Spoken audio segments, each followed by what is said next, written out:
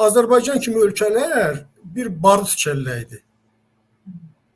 Barut çəlləyində bir qığılcım nə iş görə bilərsə, Milli Məclisə buraxılan hər hansı bir deputat, müstəqil seçilən, ailənin iradəsindən kənar seçilən hər hansı bir deputat, hakimiyyətə buraxılan hər hansı bir ailənin iradəsindən kənar buraxılan bir adam həmin barut çəlləyindəki qığılcım rolunu oynaya bilər. Bu barut çəlləyinin müəllifi Azərbaycanda. Sözsüz ki, Heydər Əliyev və Rusiya imperiyasıdır. Heydər Əliyev vasitəsilə yaradıb. Və onlar da öz hakimiyyətlərini qorumaqdan ötürü bu barut çəlləyinə qığılcım buraxa bilməzlər ki. Yəni, bəzən ifadələr işlənir. Nə bilim, 90% belə gəldi, 95%. Bir nəfər deputat ailənin iradəsindən kənar olaraq buraxıla bilməz. Müxalifət ya adı ilə buraxılan olsun, kim olsun. Və mən sizin o keçən verilişdə qulaq asdım, çox xoşuma gələn bir ifadə oldu. Ola bilsin ki, biraz düzgün ifadə olduğu kimi ifadə edə bilmədim. Seçkilərimizi artıq cinsiyyət yolu ilə müəyyənləşdirirlər. Təxminən siz belə bir ifadə işlətdiniz. Mən onu çox bəyəndim o ifadəni. Yəni, axı bu barut çəlləyinə qığılcımı buraxmaq olmaz. Bunu ən yaxın 100% inanılmış adamlar buraxılmalıdır. Heç nə demirəm. İlham Əliyevə ən yaxın adam bacısı Sevil Əliyevadır və onun uşaqlarıdır, əmsi uşaqlarıdır. Onun bircəsini hakimiyyətə buraxarmı? Onun bircəsini parlamentə buraxarmı? O Cəlal Əliyev Heydər Əliyevin vaxtında oldu, ötər şeylərdə o Heydər Əliyev eləmişdi. İlham Əliyev həmin ən bacısı uşaqlarından, doğmaca bacısı uşaqlarından, doğmaca əmsi uşaqlarından bir nəfərə həmin barut çəlləyindəki qığılcım kimi baxır. Onları buraxmaq olmaz. Ona görə bura, nə bilim, əslində normal bir şeydir. Nə bilim, Fəzail Ağamalının indi qızı oldu və yaxud da, nə bilim, başqa deputatın oğlu oldu. Daha çox inanılmış, daha çox sədaqət göstərmiş, Azərbaycanı bu fəlakətə Heydər Əliyev ailəsinin başda olmalı Heydər Əliyev sürükləyən bu nəhəng cinayət sisteminə daha çox sədaqət göstərmiş insanları və insanların övladları buraxılmalıdır. Kim buraxılmalıdır ki? İndi iş burasındakı bunların indi üzə çıxır bəzilərin biz görürük ki, Fəzail Ağamal kimi bir adam deyir, bilirik ki, bunun bu qızıdır, hə, məsələn, və yaxud da nədir o, Şayəddin vardı, biri, nə bilim, ömür boyu deputat oldu, nə bilim, nələr olmadı ki. Yəni, bu adamları bizim gördüyümüz budur. Axı, bunların əksəriyyətini görmürük, bizim xəbərimiz yoxdur, informasiyamız yoxdur. Bilmirik ki, başqa deputatlar kimdir. Mən sizə bir acı bir fakt deyim. Bu seçkinin texniki tərəfi ilə bağlı. Buna bəzən Azərbaycan cəmiyyəti o qədər diqqət eləmir, çünki Azərbaycan cəmiyyətini seçkidən o qədər uzaqda saxlayıblar ki, bütün cəmiyyət yox, yəni onun siyasi tərəfi də heç diqqət eləmir. Məsələn, seçki nədən başlayır? Seçki qanunu verilir. Qanunlardan əvvəl də seçki dairələr müəyyənləşir, nə bilim, seçki məntəqələri müəyyənləşir. Bax, heç nə demirəm, sadəcə bir şey, mən Qaradağdan yaşamışam, Qaradağdan 3 dəfə deputatlığa namizəd olmuşam. Qaradağda hər il o seçki dairələrini dəyişdirirlər. Mən indi baxıram, təəccüb elədim. Qaradağda indi var 11 saylı Binəqədi Qaradağ dairəsi, 37 saylı Qaradağ dairəsi, 47 saylı Sumqayıt, Abşeron Qaradağ dairəsi. Siz təsəvvür edirsiniz. Bu Qaradağda təxminən bir 50-55 min seçki var. Bəlkə də 60 min. Təxminən bilmirəm, dəndi nə qədərdir. Bunları belə parçalayıb dağıtmaq ilk başda nəyə lazımdır ki? Axı, Azərbaycan cəmiyyətdə buna diqqət eləmir axı. Əvvələ seçkiyə getmir. Qaradağlının nə vecinədir ki? Heç o Sumqayıt dairəsindən gedəcək, Binəqədi dairəsindən gedəcək, yoxsa Qobustan seçki dairəsi olan bir dairədən gedəcək. Yəni seçki və seçki prosesi ümumiyyətlə dövlətin formalaşmasının, yaranmasının başlanğıcıdır. Hər şey edə bilər bu ailə. Heydər Əliyev. Yəni, o sizin şəxsiyyət vəsiqəsində artıq ünvanı yapışdırılıb. Yəni, bir adam istədiyi yerdən səs verə bilər və istədiyi qədər səs verə bilər. Tamam.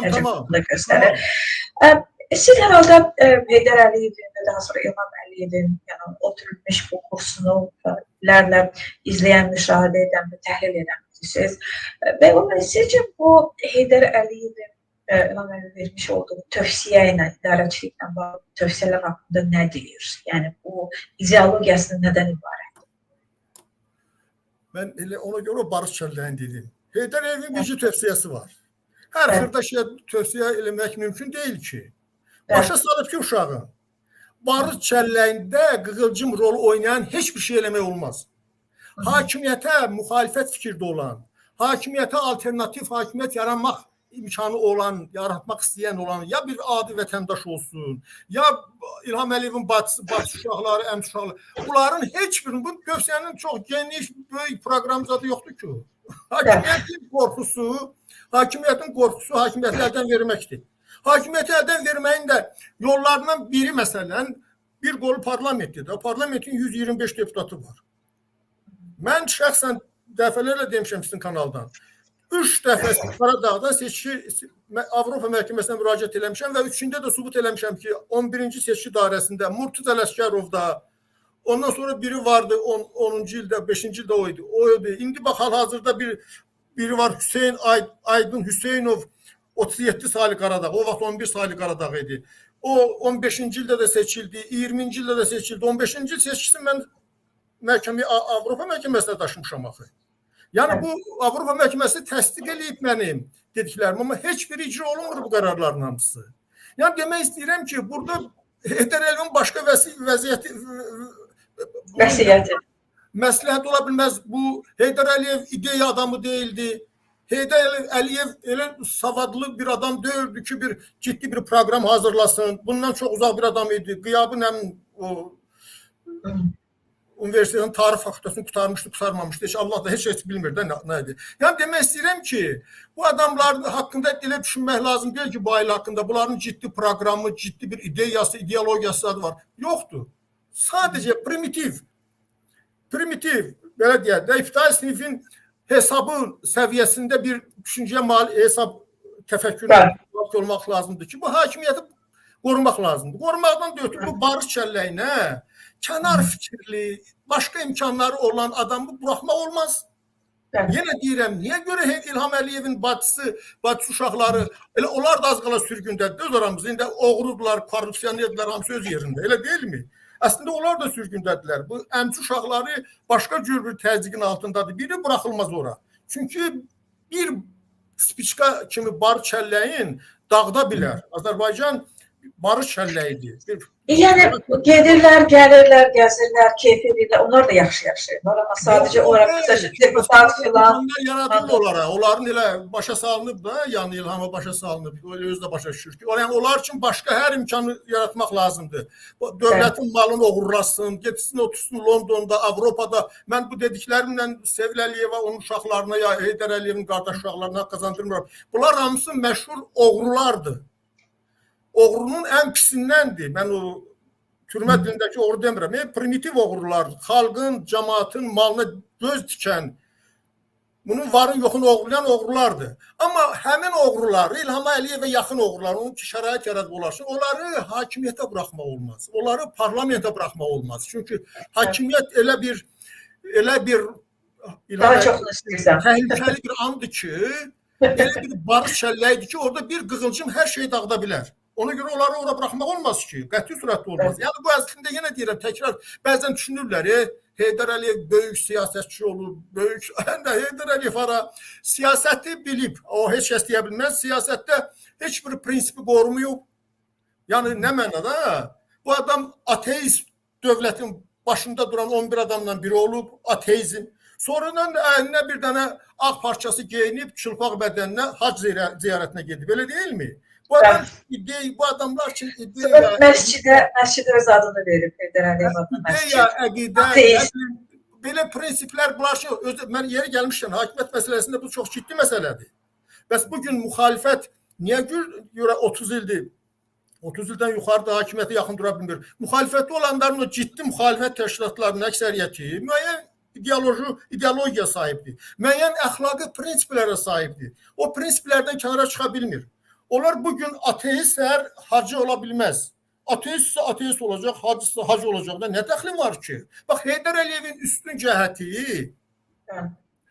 cəhəti bu ki, bunun üçün heç bir prinsip yoxdur. Yəni, amma biz deyirik ki, ideologiya bir prinsip. Maniyə, dayandırıcı faktor yoxdur. Hər şey ola bilir. Prinsipdən kənara çıxmaq olmaz. Ya bu ailə üçün o prinsip yoxdur deyənə. Bax, yeri gəlmişkən bəzi qonşu dövlətlərdə də buna oxşar proseslər gedir ha. Məsəl üçün din adından alver eləmək, nə müxtəlif şeylər. Yəni əslində bu prinsipsiz adamların siyasətdə ciddi uğurları olur. Və Azərbaycan kimi yəni Sovetdən qalma 200 illik bir nədir, Rusiya istismarından, koloniyasından çıxmış bir ölkədə yəni 100 illərlə repressiyalara malik qalmış bir ölkədə Heydər Əliyev və onun ailəsinin qazandığı dırnaqarası uğurlar elə çətin deyil ki, ona görə bu mən çox uzağa getdim deyəsən. Bu parlament yox, çox gözəl izah edərdiniz. Çox gözəl izah edərdiniz ki, yəni onlar üçün təhlükə mənbəyi hamısını bombardman etmək. Mən bir şey soruşum sizdən Bəba bəy. Yəni siz bir obyektiv səbəbi dediniz. Yəni müxalifətin belə bir obyektiv əngəli var. Yəni o da hakimiyyət kimi opportunist, fürsətçil ola bilmir, libasını belə tez-tez dəyişə bilmir. Yəni onun bir hansısa mənəvi dəyərləri və dayandırıcı faktorlar var. Məsələn, bu sizin dediyiniz kimi nəticəsində verir. Amma digər tərəfdən siz bugün müxalifətə baxanda nə görürsünüz? Bizim izləyicilərimiz tez-tez bunu soruşurlar. Çoxmu fərqlənir hakimiyyətdən? Bəziləri ümumiyyətlə hesab edir ki, elə əl-ələ verib bu cür vəziyyətin dəyişməsini ki, onlar da istəmirlər. Yəni, məsəl üçün, 1 sentyabr parlament seçkisi baxımından sizdə belə bir qüvvə, yaxud o qüvvədə bir istək görürsünüzmü ki, həqiqətən bax, bu oturuşmuş səddi dağıtmaq istəyi olsun? İstək varmı? Yox, istək sözsüz ki var. Ama o istəyə nə düşür ki? O istəyə nə düşür ki? Müxalifət o istəkləri, ümumiyyətlə istənilən müxalifətin o istəyi var ki, dəyişdirsin, çevirsin, nə versin. O istəyə nə düşür axı? Ona heç də düşmür. Onun ötürü hərəkət lazımdır. Bu hərəkəti də düzün deyəndə müxalifət, ən azı heç əvvəlləri demirəm, bu Heydər Əliyev hakimiyyətə gələndən sonra müxalifət həmin müqaviməti göstərib. Hansı formadasa göstərib. İndi hansı nə dərəcədə göstərib, hansı nəticədə satqınlıq eləyib, əclaflıq eləyib, hamısı öz yenə müxalifət olub. Yəni 2000 seçkiləri olsun, ya 2003 seçkiləri olsun, ya 2005 seçkiləri olsun, bütün seçkilərin əksəriyyətində hardasa 15-ci ilə qədər deyəsən, ondan sonra yazma sala bilmirəm mən də düzü. Yəni müxalifət müəyyən mövqe göstərib. Bu mövqeyin içərisində də məsəl üçün açığını da deyək. Məsələn, vaxt olub, indi mən dəqiq yadıma sala bilməyəcəm. Müxalifət axı getdi seçki desən 2005 seçkiləri idi də, yoxsa 2002 seçkilərdir və əvvəldən də imzaladılar ki, harasa bir ondan yuxarı müxalifət düşdü parlamentə, sizin yadınıza düşəcəksə. Onlar imzaladılar. Özləri mandatlarını qoydular. Bəli, yəni getməyəcəklər parlamentə. Bəli. Bax, həmin indi bax, burada adı tez-tez sallandırır, tutaq ki, Sabir Rüstəmxanlı falan hamısı oradaydı.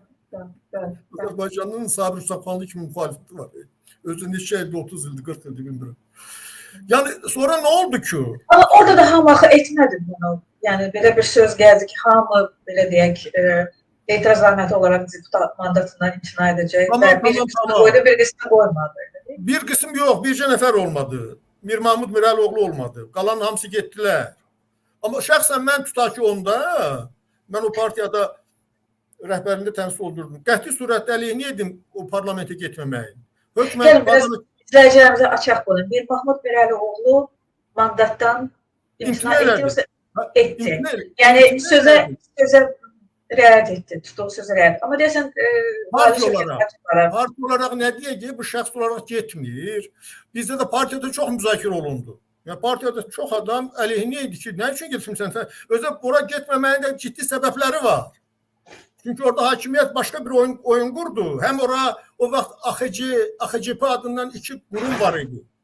Birinə islahatçılar deyirdilər, birinə klassiklər deyirdilər. Hər ikisi AXCP adı ilə fəaliyyət göstərdi. Biri Əli Kərimlinin başçılığında, biri Mir Mahmud Mirəloğlu'nun başçılığında.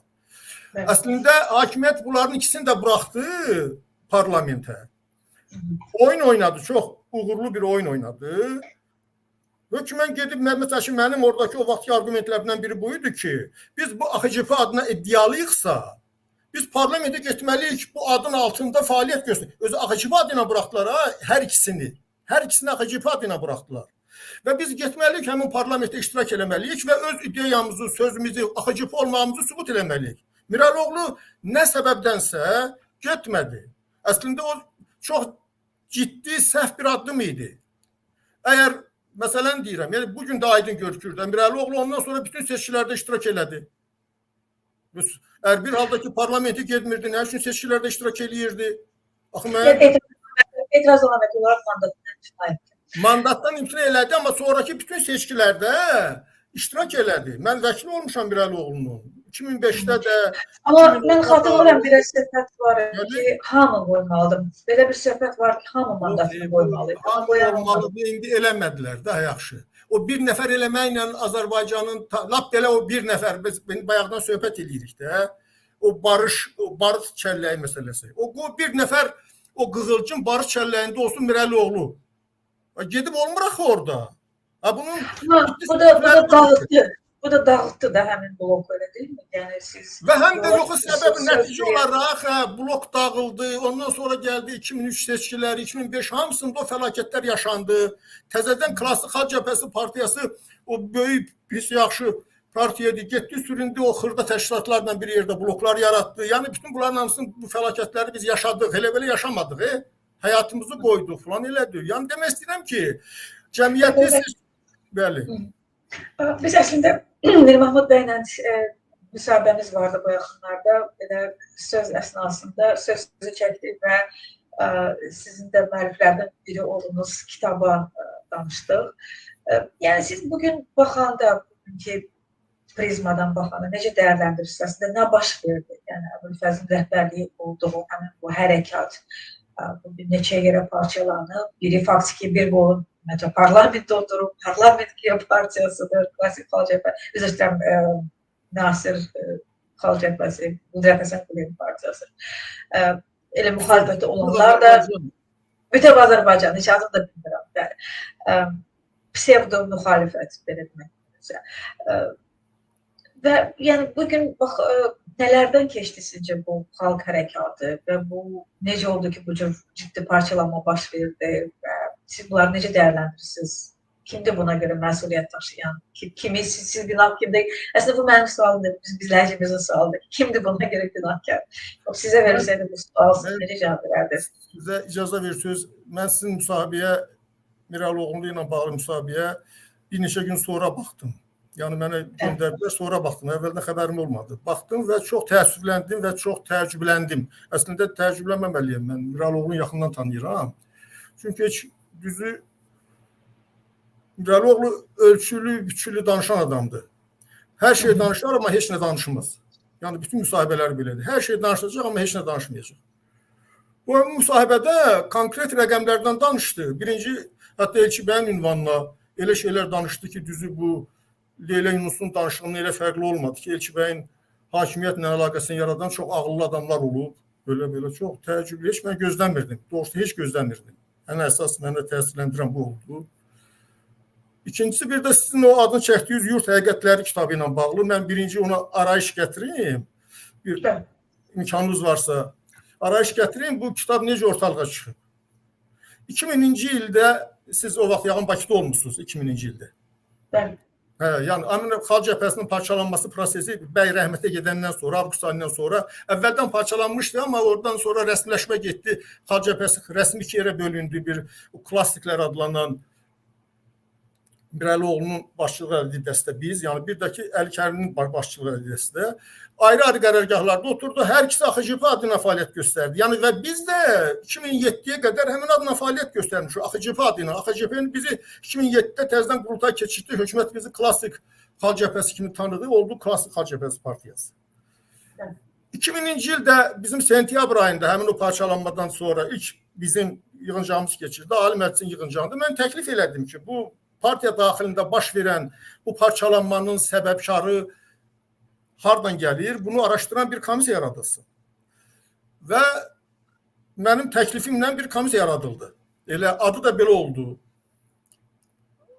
Xalq Cəbhəsinin parçalanmasının təxminən rol olan Yurt İctimai Birliyinin fəaliyyətinin araşdırılması. Yurt İctimai Birliyinə Əli Kərimli rəhbərlik edirdi.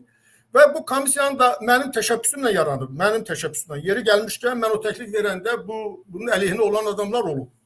Məsələn, birincisi Fazıl Mustafa. Deyib ki, lazım deyil belə bir şey. Yeri gəlmişkən Fazıl Mustafa da əvvəl yurtçu olub. Sonradan yurtdan aralanıb. Bilmirəm nə dərəcədə. Amma komissiya yarandı. Komissiyanın da sədri mən oldum. Komissiyada elə təşkilatın informasiya adamlarından yarandı. Düzü indi komissiya necə fəaliyyət göstərdi, göstərmədi. Dövlət komissiyalarına vəziyyətdə tutulduğu ola bir ictimai təşkilatın komissiyası ola və ictimai təşkilatda da hansı komissiya yaranır. Və sözsüz ki, həmin sənədlər toplandı, komissiyanın iclasları keçirildi, qərarlar qəbul olundu. Həmin sənədlər komissiyada toplandı. Komissiyanın da sədri mənəm. Açıq deyim, sənədlərin də əksər hissəsini mən toplamışım da, kim toplayacaq ki? Və 2003-cü ildə o kitab çap olundu. Mən həmin komissiyanın sənədləri əsasında və əlavə sənədlər əsasında Xalq Cəbhəsinin yurt həqiqətləri adlı kitab çap elədim. İndi Miraloğlu deyəndə ki, həmin kitabdakı materialın 90%-ni mən vermişəm. Çox təəccüb elədim. Olduqca təəccüb elədim. Necə ola bilər ki, Miraloğlu bir dənə də sənəd verməyib ora. 90% yox, bir dənə də sənəd verməyib. Bir dənə də sənəd versə, və bunu sübut eləmək çox asaddır, ha. Heç bunun ötürü çox uzağa getmək lazım deyil. Yeri gəlmişkən deyim də sübut eləməli nə var ki orada? O kitabdakı istifadə olunan sənədlərin hamısı orada yazılıb. O sənədlərin hamısı ya mətbuatda gedib, Azərbaycan mətbuatında, ya Ali Məclisin qərarlarıdır, cəmiyyətə işıqlandırılıb, ya təşkilat şöbəsindəki sənədlərdir, təşkilat şöbəsi, təşkilat məsələləri üzrə mən olmuşam, təşkilat şöbəsinin müdiri vəzifəsində olmuşam mən o illərdə. Yəni mənim əlim, mən toparlamışam. Mir Məhmudov Miraloğlu ora bir dənə də sənəd verməyib. Mən indi deyə təəccübləndirəm ki, Miraloğlu çox dəqiq ölçü bilən adamdır. Bilir ki, nəyə danışmaq olar, olmaz. Nə üçün desin ki? Miraloğlu mənə göndərdiyi, maraq üçün sizə göndərəcəm onu. Mənə göndərdiyi sənəd var. O kitab çap olunandan sonra Miraloğlu tanış olub və o kitabda yazılanların ona çox təsir elədiyini deyil. Hətta icazə verirsiniz, mən onun bir cümləsini oxuyaram. O kitabla bağlı. Bu faktları həyəcansız oxumaq olmur. Bir daha həmin illərə gün. Əgər bu faktları Mir Mahmud veribsə, niyə görə həyəcansız oxumur ki onu? Orada həyəcanlı nə var ki bəyəm? Düzü, yəni mən Xalq Cəbhəsində baş verən proseslərlə bağlı danışıram. Və ona görə mən belə lap utandım düzü ki, Miraloğlu özünü bu vəziyyətə salmalı deyil axı. Xalq Cəbhəsi niyə parçalandı, nə üçün dağıldı, bütün bunların hamısının səbəbi var. Xalq Cəbhəsini dağıdan Heydər Əliyevdir. Mən həmişə demişəm, 90-cı ildə Müdafiə Naziri SSR-nin kim idi? Yazov idi, kim idi? Gəldi Bakıya, Bakıdan başçılığı ilə Bakıda qırğın törətdi. Ondan soruşdular ki, sən niyə gəlmişsən Bakıya? Dedi ki, mətbuatda ki, dedi ki, mən gəlmişəm Xalq Cəbhəsinin strukturlarını dağıtmağa. Elçibəyə verdilər onda həmin sualı sonradan. O dedi ki, Xalq Cəbhəsinin strukturlarını dağıda bilməz. Çünki Xalq Cəbhəsi xalqın içindədir, ondan ötürü gərək bütün xalqı məhv eləsin. O da əlindən gəlməz.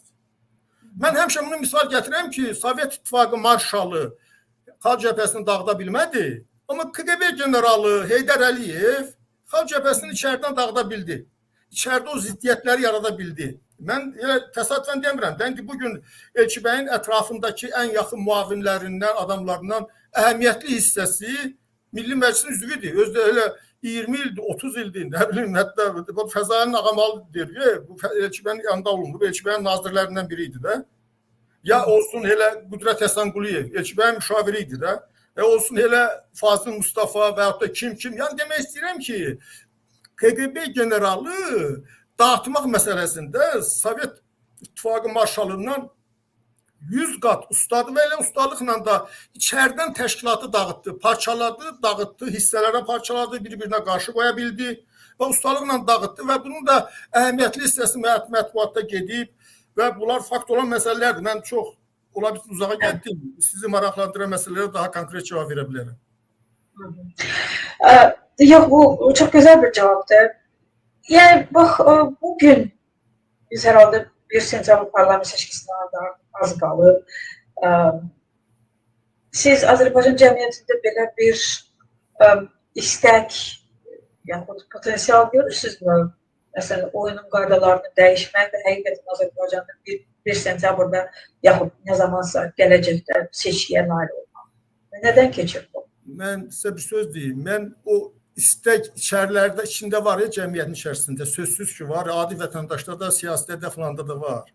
Amma o potensialı üzə çıxmaq imkanı hələ ki yoxdur. Mən onu görmürəm və bu demək deyil ki, seçkidə iştirak eləmək olmaz. Seçkidə bütün hallarda iştirak etmək lazımdır. Bax, ən adi seçki imkan verir, miting eləməyə, cəmiyyətlə üzə durmağa, vətəndaşın seçkinin qapısını döyüb danışmağa imkan verir. Bu imkandan Azərbaycan müxalifəti, müstəqil düşüncəli adamlar istifadə eləməlidir. Bu qanun verən imkanlardır. Mən dediyim ki, bunların hər biri yüzlərlə adam buna səmimi qəlbdən qoşulsa, hərəkət eləsə, hər biri o barış çəlləyin, pis mənadakı barış çəlləyin partlatmağa potensiyalı çatan adamlardır.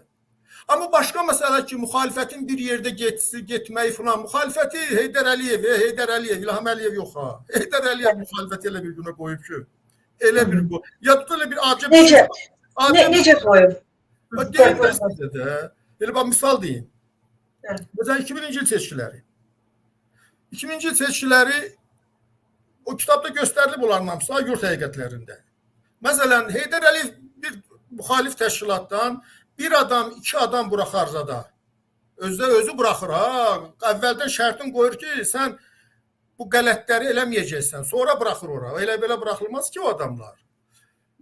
Amma 2000-ci il seçkilərində bilirsiniz, Əli Kərimin partiyasından, AXCP-dən məncə 5 adam seçildi deputatlığa. Ən yüksək rəqəm idi. 5 nəfər seçildi ha. Yəni onlar da bu söhbət aparmışdı ki, o qələtləri eləməyəcəksən sonra. Onda Heydər Əliyev Əli Kəriminin partiyası qiymətləndirdi. 2000-ci ildə avqust ayında rəhmətli bəy qiymətləndirdi yoxsa mükafatlandırdı? Rəhmətə getdi bəy, Elçi bəy faktoru ortadan çıxdı və bunun ortadan siyasi mənadan ortadan çıxarmasında bu yurtçuların müstəsna xidmətləri var. O kitabda göstərilib, o kitabı mən o vaxt bütün müxalifət təşkilatlara, qəzetlərə paylamışam. Kütləyə çatmayıb sözsüz ki. Heç nə demirəm.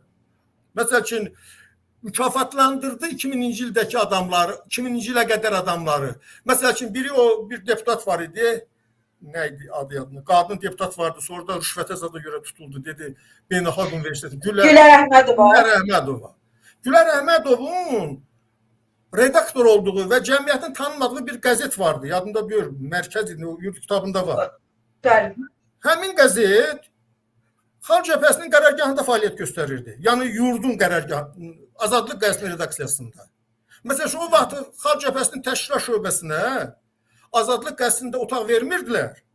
Gülər Əhmədovun qəzeti və Gülər Əhmədovla biri də 3-4 dənə qəzet. Biri o da Xoşqədəm var, bir Xoşqədəm var. Bəli. Həmin Xoşqədəmin qəzeti, 3-4 dənə qəzetdir. Onların hamısı bugün qəzeti nədir? Mərkəz qəzeti, 4 dənə qəzeti olar. Təsəvvür edirsinizmi?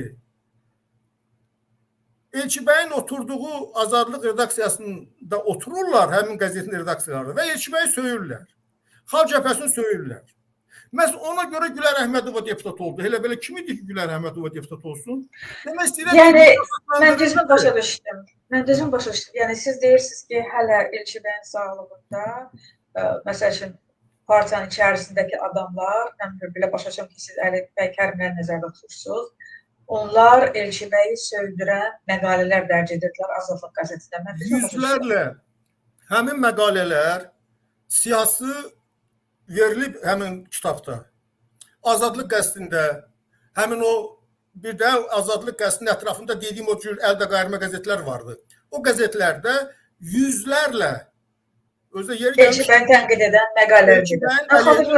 Hər cür tənqid edən yazılar verirdilər ki, özdə mən yeri gəlmişkən başlanğıcda, yəni 95-ci ildə, 96-da Elçi bəyin əleyhinə müxalifət mövqeyində olan adamlardan məqalə almaq çox çətin idi. Elçi bəyin çox böyük nüfuzu vardı. Amma sonra həmin mən eşitdiyimi deyirəm, təxmini həqiqət bir çox yerlərdən. Bir məqaləyə görə $100 pul verirdilər adama ki, Elçinin əleyhinə yazı yazsın. Söhbət hakimiyyət qəzetlərindən getmir. Səbəb nə idi? Yəni məqsəd nə idi? Həmin parlamentə düşməkmi yoxsa nə? Xalq Cəbhəsini məhv eləmək, Elçi bəy böyük bir nüfuza malik olan, Azərbaycanda müstəqil Azərbaycanı bərpa edən böyük bir şəxsiyyətdir və bu şəxsiyyət durur. Xalq Cəbhəsinin sədridir və indi Talib elə gətirib ki, Kələkdə yaşayır. Ona görə bu Elçi bəy başda olmaqla bu təşkilatı dağıtmaq lazımdır da. Yəni bugünkü vəziyyətdə də Xalq Cəbhəsi bugünkü vəziyyət düşməlidir.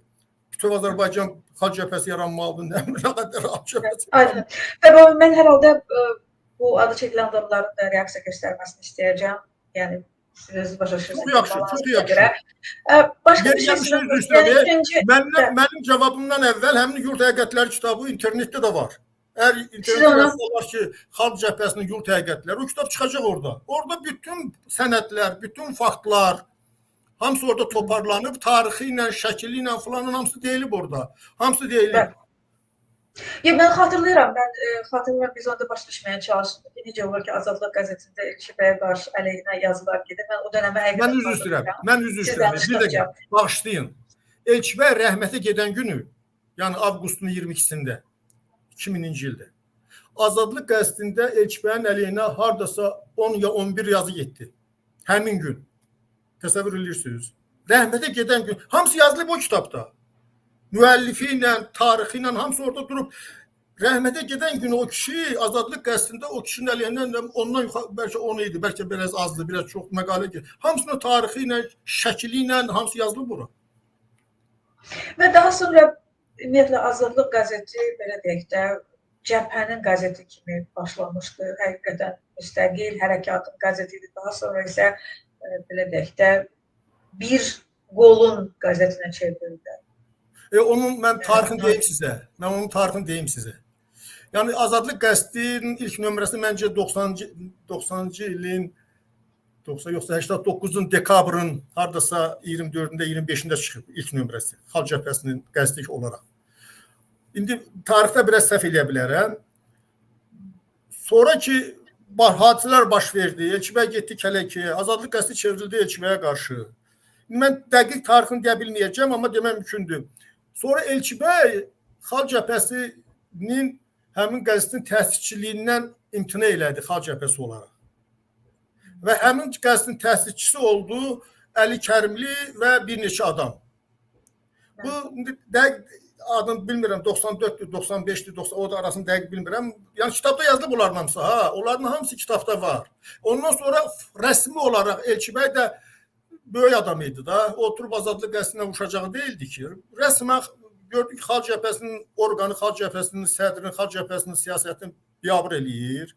İmtina elədilər rəsmən partiya olaraq həmin qəzetin təşkilat olaraq həmin qəzetin təsisçiliyindən və Elçibəy qəzeti buraxdı. Qəzet də buraxılandan sonra oldu bir neçə adamın Əli Kərimli və bir dəstənin təsisçisi olduğu bir qəzetə çevrildi. Mən ilin dəqiq bilmirəm, 94, 95, 96. Bu kitabda isə onların hamısı var. Faktlar hamısı tarixi ilə necə olub, nə tər olub, hamısı qeydiyyatdan keçib. Mən qayıtmasam bir də, yəni dediyim kimi yenə mən istərəm ki, adı çəkilən şəxslər özləri öz tərəflərini bizə işıqlandırsınlar, öz nöqtələrini. Digərdən siz 2000-ci il seçkisinə qayıtmasam, çünki bu tez-tez toxunulan bir mövzudur. Biz məsələn deyək ki, dırnaq arası cib müxalifəti, yəni nə bilim realçılar, mən onlardan tez argument eşitmişəm. Siz axı özünüz mandat alıb gedib oturmuşdunuz parlamentdə. Nə oldu indi bəs bizim mandat oldu? Mübarizəmizə ələ salırsınız və s. Zəhmət olsa mənə deyərdiniz, yəni nə baş verdi? Yəni siz dediniz ki, qiymətləndirdilər, ona görə onlara mandat verilər. Yəni bu, orada sövdələşmə olmuşdu mu siz fikrinizcə, yoxsa bu qaçılmaz idi?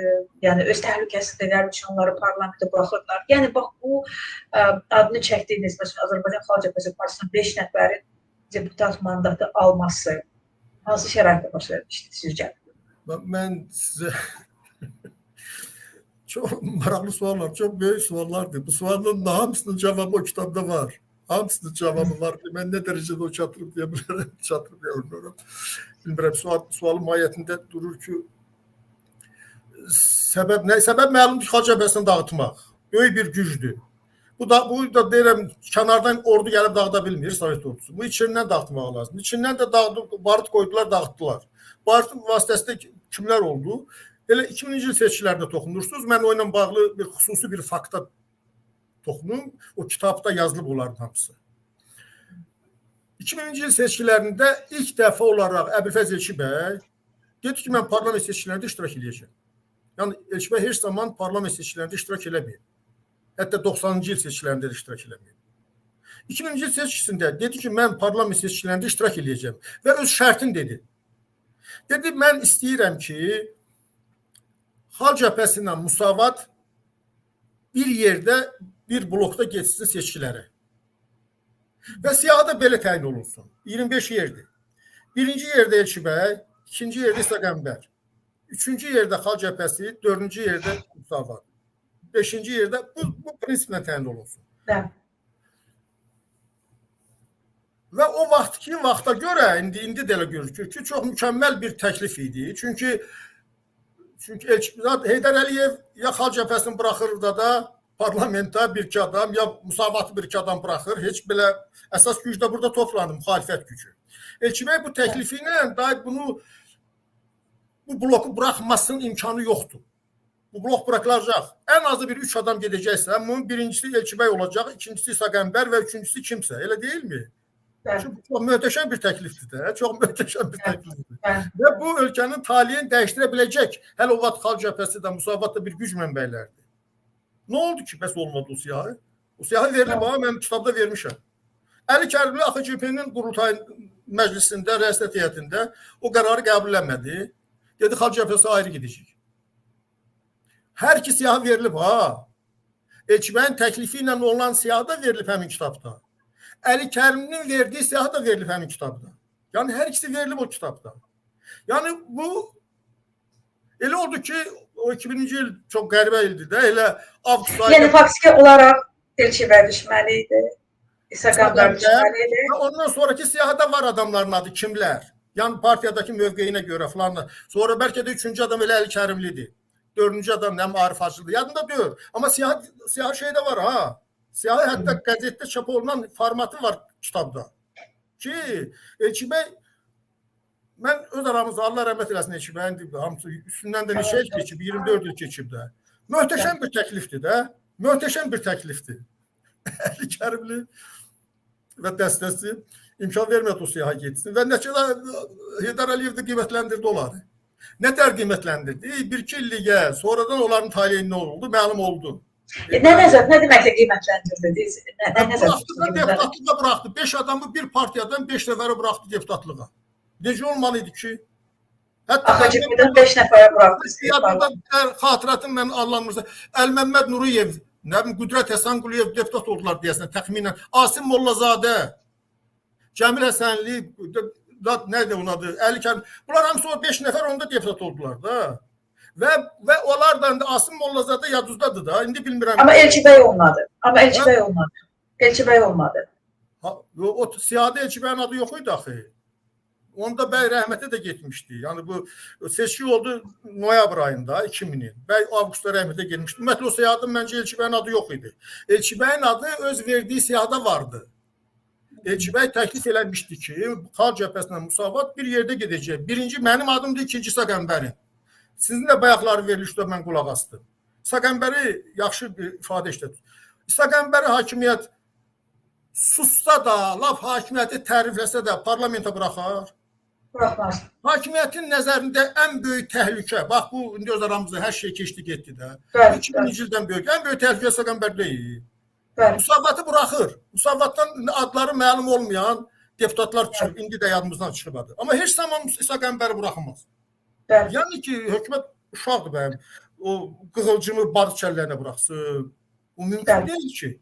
Mümkün deyil ki onu. Biz elə belə bir verilişdə ötəri danışırıq, hisslərimizi, fikirlərimizi, düşüncələrimizi. Bu yazıqlar mən o ailəni nəzərdə tuturam. Gecəsi, gündüzü bu ilə fikirləşir. Bunu düşünür ki, necə eləsin ki, bu Sevil Əliyevanı yaxın buraxmasın. Necə eləsin ki, Cəlal Əliyevin uşaqlarını yaxın buraxmasın. Nəinki İsa Qəmbərin. Nə danışırsınız siz? Nə danışırsınız? Mən sizinlə razıyam. Mən də elə düşünürəm ki, yəni nə qədər bugün səliqəli, ütülü danışsalar da onlar potensialı dəyərləndirirlər. Force majora düşünür ki, force majorda bu adam potensialı nədir? Dəstək qazana bilər. Gəlmişkən o mövzuya qayıtdıq deyənə bir axırıncı sözdüm. O kitab həmin yurt həqiqətləri 2003-ün prezident seçkiləri ərəfəsində çap olunub. Prezident seçkiləri də 2003-cü ildə çap olunub olmalı. Mən düzü həmin kitabdan bir 500 nüsxə idi, çox deyildi. İstəyirdim onu, o mitinglər keçirilirdi, o mitingdə paylaşım. Nəyəsə razılıq olmadı, mitinglərdə paylaşmadı onu. Amma mən o kitabı bir aparıb tanınmış partiyalara, qəzetlərə, redaksiyalara şəxsən təqdim eləmişəm. Bir aparıb təqdim eləmişəm. Yeni Müsavat qəzeti olsun, nə bilim, Xalq Cəbhəsi, AXCP olsun. Mən onların hər birini o kitabı təqdim eləmişəm. Və üstə gəlsin, internetə qoymuşuq və dəfələrlə ondan stat gətirilib göstər. Yeri gəlmişkən deyim. İndi mən deyim də bunu. Və həmin illərdə, 2000-ci illərdə bu Xalq Cəbhəsinin əleyhinə danışanda, Əli Kərimin əleyhinə danışanda parlamentdə göstərirdilər. Mən görürdüm ki, həmin kitabı oxuyurlar. Demirlər o kitabdır. Həmin kitabdan statlar gətirirlər. Çünki kitab mən yazdığım cümlələrdir də. Düzdür. Dırnaq arasında 90% Mirman Münir olur. Həmin kitabı oxuyurdular. Çünki kitabda faktlar var, yalan deyil, uydurma deyil, gerçəkdir. Və bu Xalq Cəbhəsinin, Azərbaycan cəmiyyətinin bugünkü fəlakətini göstərən konkret sənəddir, sənədlər toplusudur. Başlayın, çox aydın. Yox, həqiqətən çox əhəmiyyətli kitabdır. Çünki məsələn, mən özüm də o dövrü yaxşı xatırlamıram. Mən ümumiyyətlə bu dairədə deyildim. Yəni, mən jurnalist idim, Londonda, Azərbaycanda və s. Və həqiqətən o kitabın əhəmiyyəti oldu. Tarixləri baxımından özün tutuşdurursan, nə zaman baş verib. Bu, heç şübhəsiz ki, bir həqiqətən dəyərli bir kitabdır və buna söz təşəkkürümüzü bildiririk. Və mən bugün sizdən çox şey öyrəndim. Əlbəttə, bu hekayənin sonu deyil. Əlbəttə ki, biz digər tərəflərdə eşitmək istəyirik. Amma həqiqətən mənim üçün, izləyicilərimiz üçün çox maraqlı oldu. Təşəkkür edirəm. Bilirsiniz Sevinç xanım, bilirsiniz. Bu Azərbaycan davası çox müqəddəs davadır. Müqəddəsliyi öz yerində. Bunun nümunəsini göstərən bir Məmməd Əmin Rəsulzadə və ətrafı var. Bir fəlakət həyat yaşamış, ailə faciəsi yaşamış bir, əgər Məmməd Əmin olmasaydı, bəlkə də biz bu dərəcədə dərindən dərk eləmək bu ideyanı, bu əqidəni. İkinci bir variantda bir Elçibəy var. Mən məsələn Elçibəyin ətrafından, yaxın ətrafından, mən bu davanın, davaçıların görürdüm. Həyatımı həsr eləmişim. Məsələn, mən yox, mən 2000 minlərlə, 10 minlərlə cəbhəçi, səhv başa düşüb, düz başa düşüb, nədirsə bütün həyatını həsr eləyib bu işlərə. Nə yazıqlar ki, Elçibəyin ətrafındakilərinin, o yuxarıda olan ətrafındakilərinin əksəriyyəti bu mənada, sözün həqiqi mənasında bırak çıxdılar, bırak. Başqa adları yoxdular. Bəbal bəy, Əbil, təşəkkür edirəm sizə, Bəbal bəy. Sağ olun. Sağ olun.